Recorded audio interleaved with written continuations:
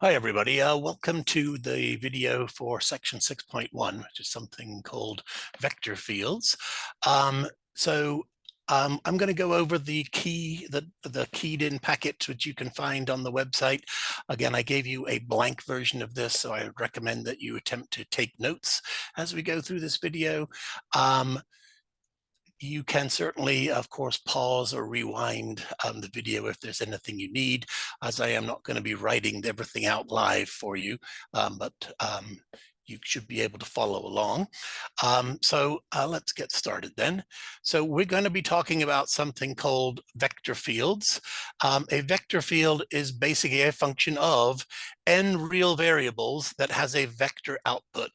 This is basically saying that we have an n tuple, i.e. Coordinates. So think of this as saying coordinates. So for example, an x comma y coordinate pair is a two real variable input, and it has an output that is a vector.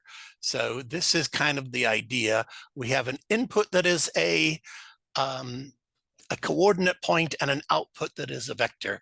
There are a couple of examples here below. I showed you here, like you can see here. One is a gravitational field exerted by two large planetary bodies. So again, you can imagine this as being a coordinate plane, and in the coordinate plane we are locating points, and on those points we can define a vector. Perhaps probably a better example is the second one here. For example, the flow in a river, flow of water in a river, I can kind of identify the flow at a particular point. So if we were to identify the flow at a point like this, I can identify this point by the coordinates a comma b, and at the point a comma b, I have a vector that describes the flow at that particular point. So this is probably a good example of what we're talking about here in terms of a vector field. So then we kind of talked about it now, but what is domain and range for a vector field? Domain and range is, okay, so the domain are the inputs, of course. What are the inputs? The inputs are a location, i.e. Coordinate points. So coordinate points are our inputs. The outputs are vectors. So we're getting out a vector. This highlighter's not really working again. It really works on the text. Never mind. So I will highlight with this guy then. So the outputs are vectors. Again, so a vector is basically a mathematical object that describes the flow or the direction at a particular point. So like this.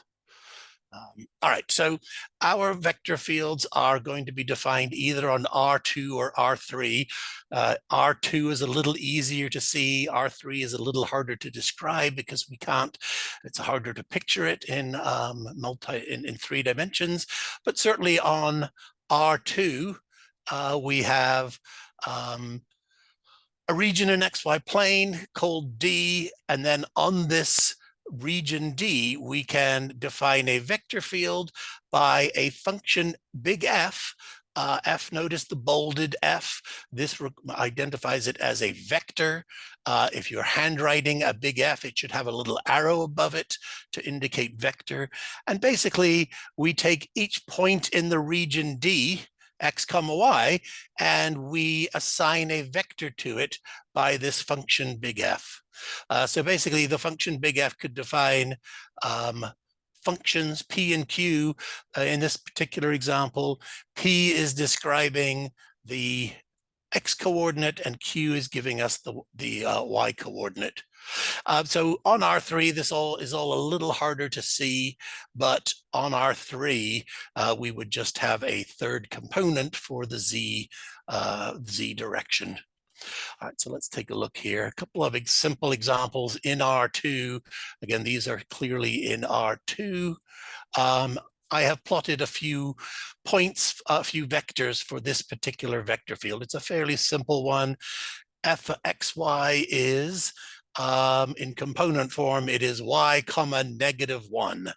So This says that all the vectors in the y direction are going down 1 unit. And we have to compute the other ones in the y direction.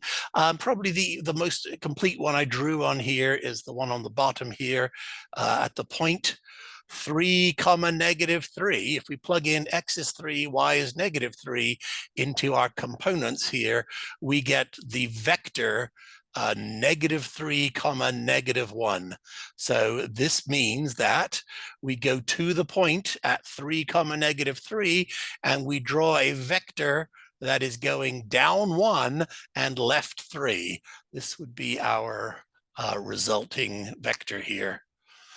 So I did a few of these at different coordinate points. I've plotted, I found a bunch of these vectors and I plotted them. I believe the green ones are the ones I plotted. The purple ones are kind of the ones that I am extending the pattern. So from what I learned from plotting them, I extended the pattern. And again, we can kind of see the flow here. Again, I would actually suggest that if the flow, so think of this as being a river. If you drop a bobber into your river over here, this is kind of doing something like this. Yes, we are kind of have the flow that works something like this. All right, let's take a look at another possibility here. In the next one, we are to sketch the unit vector field. So this is a little bit different.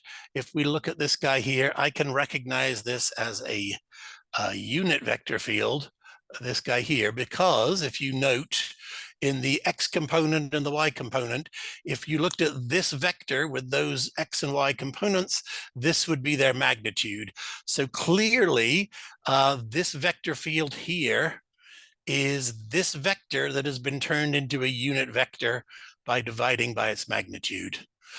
So knowing this means that it actually helps us with graphing because all the vectors in this vector field have a length, a magnitude of 1. So the only thing I'm really graphing here is the directions that we're pointed in. So once again, I have plotted a few of these at 0, 0. This is undefined. There is no vector at 0, 0. But at our other vectors here, I'm able to compute the vectors in those directions. So again, let's see, 1, 2, 3. I have plotted some of them. I have, for others, I have basically just continued the pattern that we're seeing here. So along this line here, whoops, it's getting out of control. Get rid of that for a second. Along the line y equals x here, along the line y equals x, which I'm having trouble erasing, the bad one. All right, hold on a second.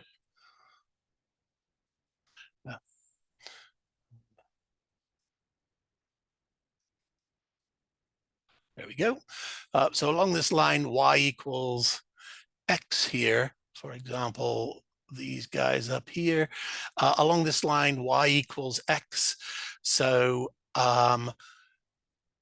basically what we have is the direction is the magnitude for both of them is going to be the same because y equals x, but in the x direction, we are going in a positive direction because y will be positive in the first quadrant.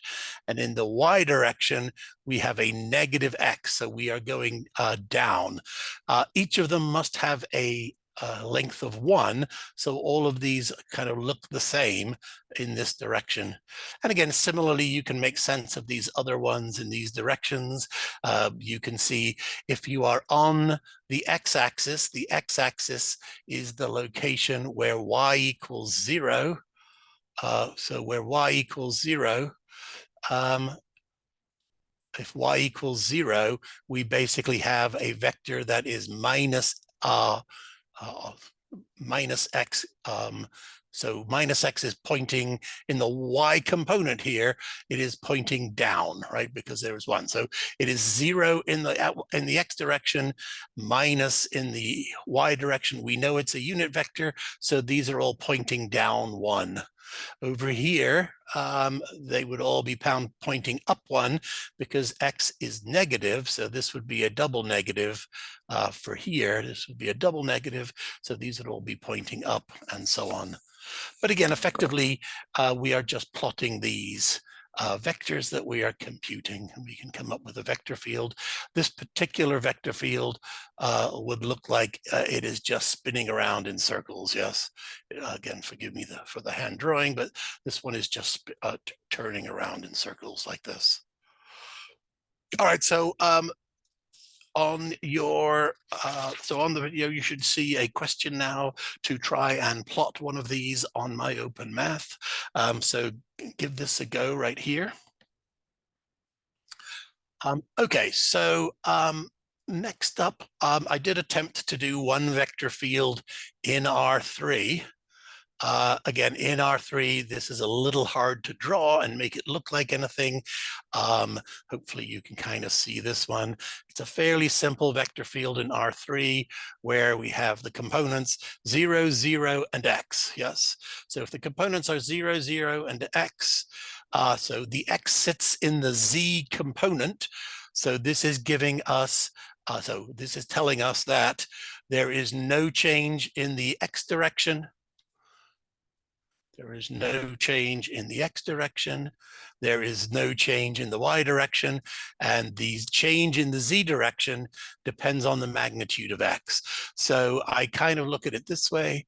If we come out this way on the x-axis, at this point here, this is where a line where x equals 1. So we have x equals positive 1. So on here and here and here and all along this line, you have a vector pointing straight up of length 1. And then over here, this is 1, this is 2. So here, here, and here, we have a vector pointing straight up, but this would have a magnitude of 2 and so on. In the other direction, when you go back this way, this one has a magnitude of -1. So if x is -1, these are then pointing downwards. So you get sort of a symmetrical but opposite direction idea here. So on the line x equals -1, the vector field gives you vectors that look like 0, 0, -1. So these are pointing straight down 1 unit and so on. In the x equals 1, this is 0, 0, 1. They're pointing up 1 unit. On the line x equals 2, we are 0, 0, 2. These are pointing up 2 units and so on. So again, this is just a little practice with these vector fields. So here's another little vector field question. So this is just a matching question. It is in R2, but give that a go. All right, so moving along. All right, so a particular type of vector field that we will be interested in is something called the gradient vector field. We have heard this term before. We've talked about the gradient vector, and we are indeed using this in the same sense as before.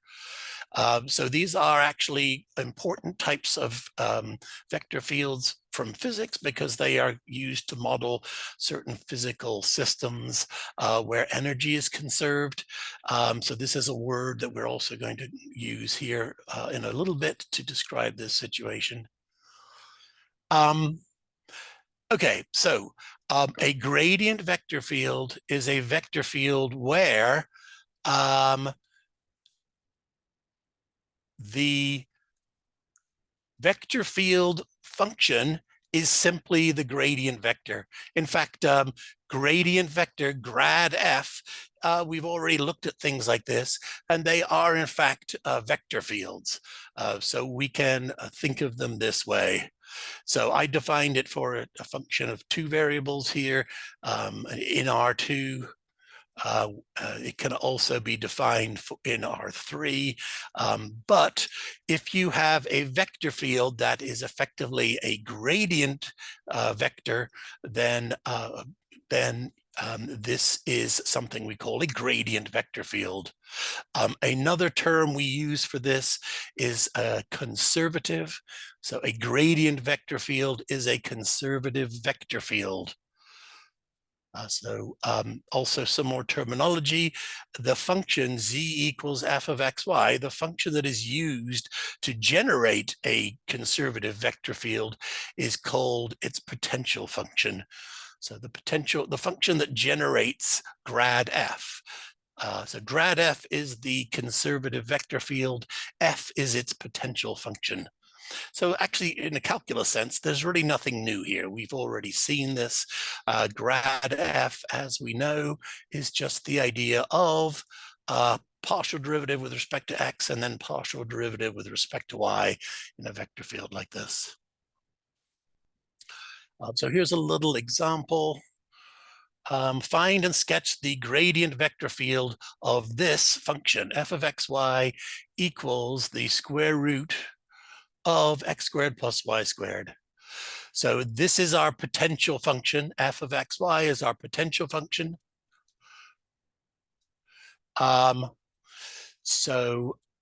We can plot some of these values if we wish. Okay, so first of all, we would need to find the vector field function. This is basically, we've been calling this big F, but this time it is a grad F. It is partial with respect to X, partial with respect to Y. So differentiating partially, this would be what we get. Notice that this is a unit vector field as well, because X plus, if you have the vector X comma Y, the magnitude is X squared plus Y squared. So this would be it. This would be its unit vector field. So think about what this says. All of the vectors have magnitude of 1. In the first quadrant, we have x and y are both positive, and they are of the same, basically of the same the magnitude of 1. So we can plot some of these places. Yes. So if you're on the line y equals x, like here and here, then y equals x, and you get this 45-degree line. If you are over here somewhere where x is 3 and y is 1, you basically have a slope of 1/3 with in this vector, but it still has a magnitude of 1, of course. And again, you can kind of see this if you are on the y-axis. On the y-axis is where x equals 0. If x equals 0, then we have a vector of magnitude 1 pointing straight up. If you are on the y-axis below the x-axis, this is a place where x equals 0, but the y values here are negative. So these would be vectors of magnitude 1 pointing straight down. So again, we would get a vector field that looks something like this. On the same graph, we are asked to sketch some level curves of the potential function f of xy. Notice the level curves are what we get when we set the function equal to c. If you set the function equal to c, square both sides, what you get are circles. Yes. So for example, if c equals 1, we would get this circle, the unit circle here. If c equals 2, we would get the unit circle here, and so on. Notice, probably the thing to notice, something we learned about earlier, how are the vectors and the contours related? We know that for a gradient vector, they must be perpendicular. And we can see that here when we think about this vector field and these contours. So that's an example of something we learned earlier. All right. So here's some examples. This is all right, finding the gradient vector field. So this is nice and easy. We've already done this. finding the gradient vector field is simply finding grad f. So we can find grad f nice and easily. This is just finding the partials, yes? F sub x, f sub y. Once we find it, this is our gradient vector field. So here are a few examples. Here, they are all just examples of finding these partial derivatives. Notice the first one is in R2, the second one is in R3, and the third one is also in R3. Again, the gradient vector in R3 is f sub x, f sub y, and f sub z. Again, so we've seen this sort of thing, but give it a go in a little example on MyOpenMath here. Here's a bit of a thinking question up next. What is the vector field?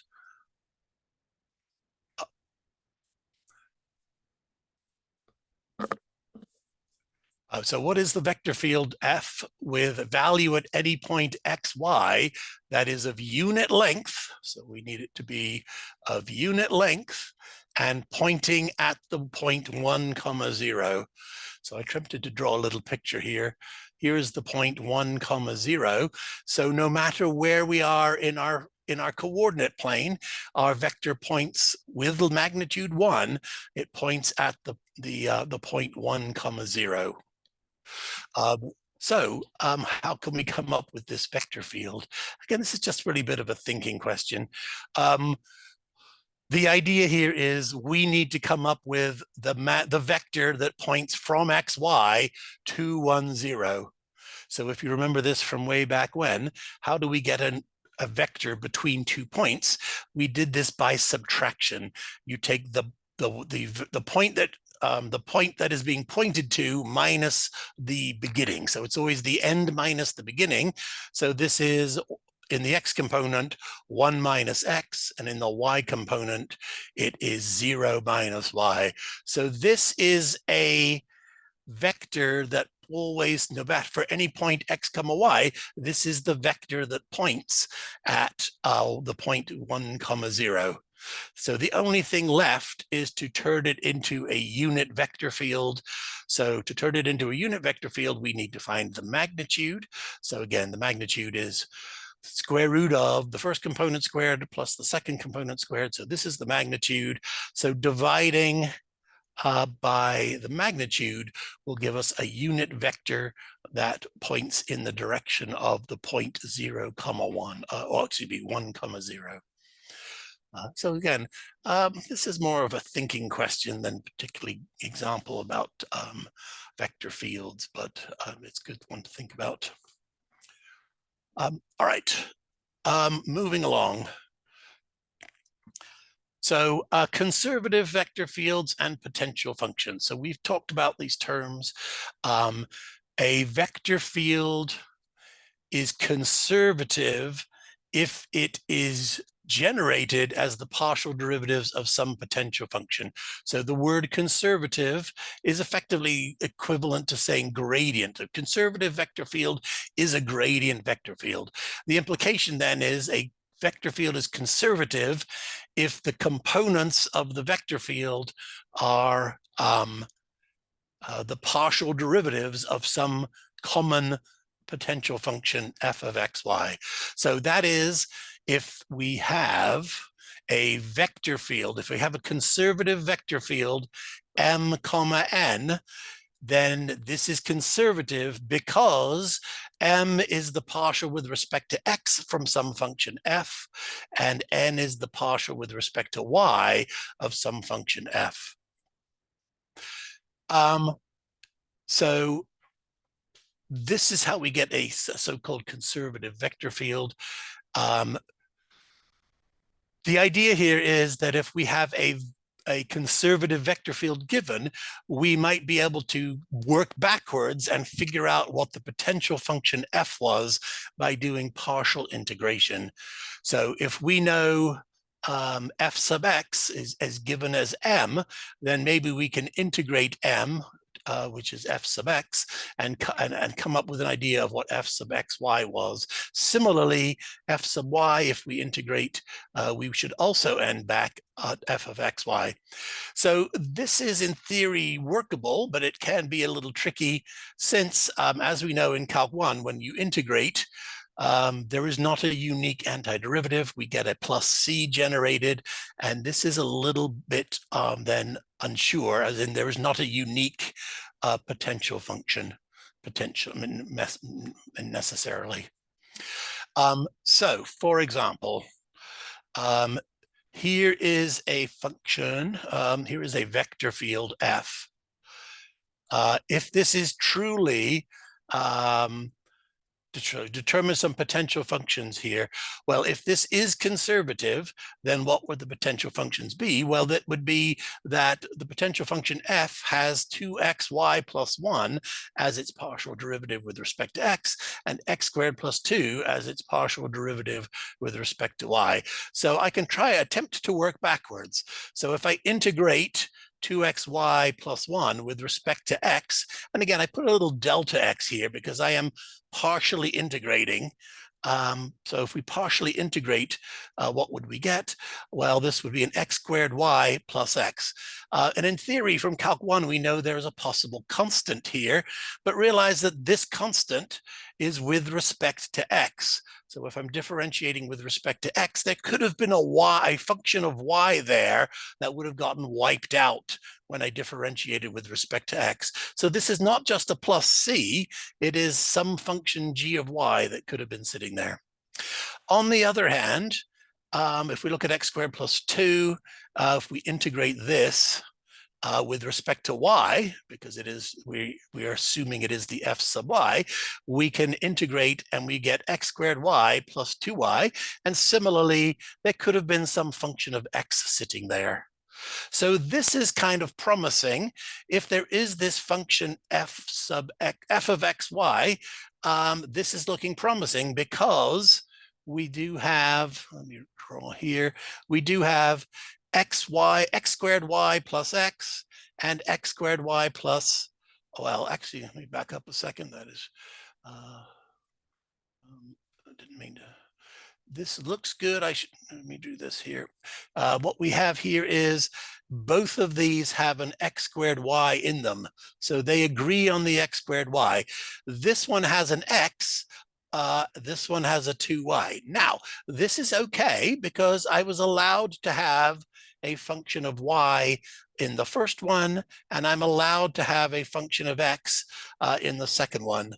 So if h of x is x and g of y is 2y, then a potential function could be f of xy equals x squared y plus x plus 2y. So what we're really saying is this is a function that could have generated this gradient vector field. And in fact, any function of this form, we might have a plus c added on the end. Any function of this form could be another one. So if we have a conservative vector field or a gradient vector field, then we can look for this potential function. But not every vector field has this situation. So we're also interested in kind of testing when this situation occurs. But before we do that, actually, there was a MIME Open Math question like this one to try. So give that a go here. Again, so in the last example, we made the assumption that we had a gradient vector field, and then we could work backwards. Not all vector fields are gradient vector fields. What would be nice is if we could tell beforehand if we have a gradient vector field before we do the work. So this is actually possible because of Clairaut's theorem, which we learned previously. Clairaut's theorem says that second mixed partial derivatives of a function are equal. So f sub xy, so for any function z equals f of xy, then f sub xy must be equal to f sub yx. So this would have to be the case. Hence, if f of xy is a potential function generating a vector field, this would also have to be true for its partial derivatives.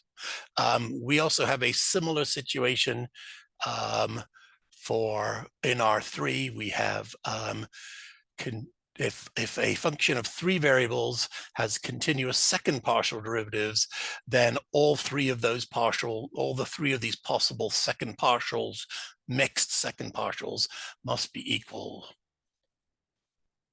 in those pairs. So f sub xy equals f sub yx, f sub xz is f sub zx, and so on. So we can use Clairaut's theorem as a test for whether we have a conservative vector field. So there's a little proof written up here, which I will let you read. It's basically fairly straightforward. That is, if we have a conservative vector field, it means that we have a vector field where m is f sub x and n is f sub y.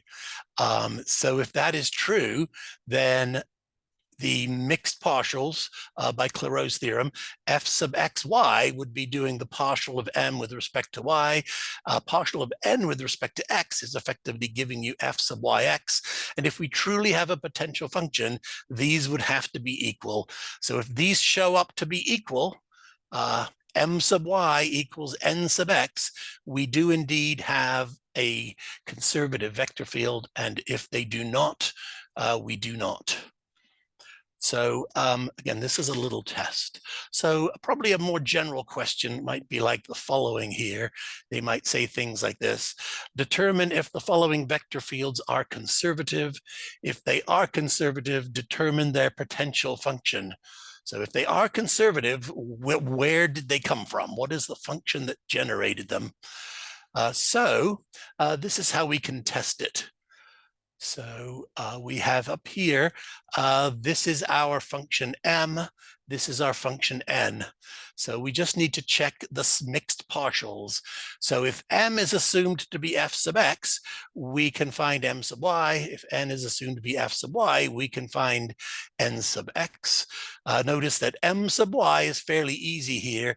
This would be a 6y squared plus 24x cubed y, and n sub x is a 6y squared plus 24x cubed. These are indeed equal. Therefore, this vector field f is conservative, and hence it's sort of a license to go looking for its potential function. If m sub y is not equal to n sub x, there's no point looking for a potential function because it doesn't exist. But again, we can do our best to figure out what the potential function was. We can take the m and integrate it with respect to x. Integrating with respect to x, we get this, right? 2y cubed x. We would get a 3x to the 4 y squared. And again, we would have had some sort of function of y potentially. We can then take our n and we can integrate our n partially with respect to y. Integrating this partially with respect to y, we get 2xy cubed and 3x to the 4 y squared plus h of x. And so notice what we get in this function is I get that these things agree. Yes, I've got a 2y cubed x, 2xy cubed, those match up.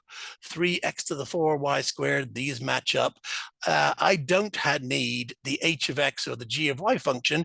This is a perfectly good potential function. Again, there are others possibly, but this is a perfectly good simple potential function. This is the most obvious one. Here's another example. This one's a bit pretty easy. Here is a vector field, f equals y comma negative x. If you look at m sub y is clearly 1, n sub x is clearly negative 1. These are clearly not equal. Therefore, this is not a conservative vector field. It is not a gradient vector field. There is no one potential function that generated these two component functions. So this one is not conservative, and there is no potential function to go look for. In R3, we can test something like this.